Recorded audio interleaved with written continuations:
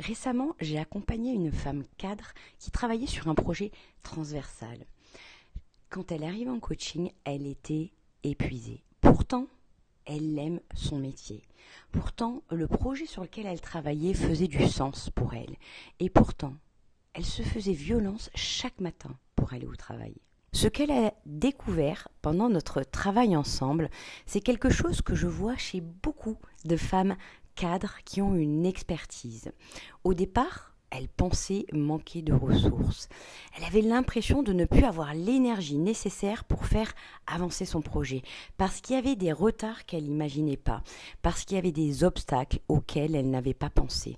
Elle dépendait d'acteurs extérieurs pour faire avancer son timing et dépasser les obstacles. Et ça a créé un doute chez elle. Quelque chose a attiré mon attention.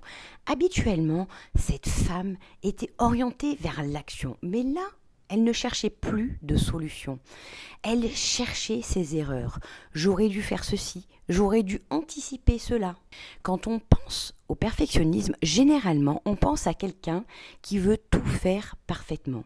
Mais chez les cadres expertes, je rencontre souvent une autre forme de perfectionnisme. Un perfectionnisme où les femmes sont surresponsabilisées. Elles prennent des responsabilités qui ne leur appartiennent pas. Elles veulent maîtriser l'immaîtrisable. Elles veulent porter le poids du collectif. Et elles ont tendance à interpréter les retards comme des échecs personnels.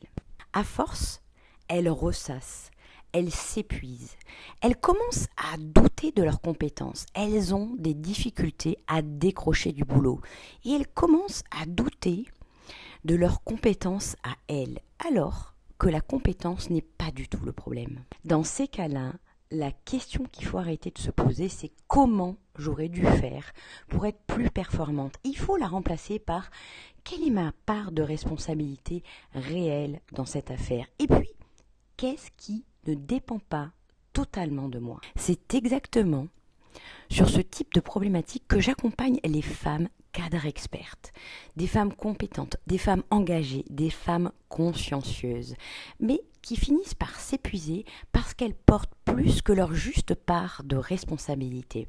Et si vous vous êtes reconnu dans cette histoire, dites-le moi en commentaire. Et si vous voulez aller encore plus loin, j'organise prochainement un cercle de femmes intitulé Se libérer du perfectionnisme pour retrouver une exigence sereine. Toutes les informations pour vous inscrire sont en description ou en commentaire. Au plaisir de vous y retrouver.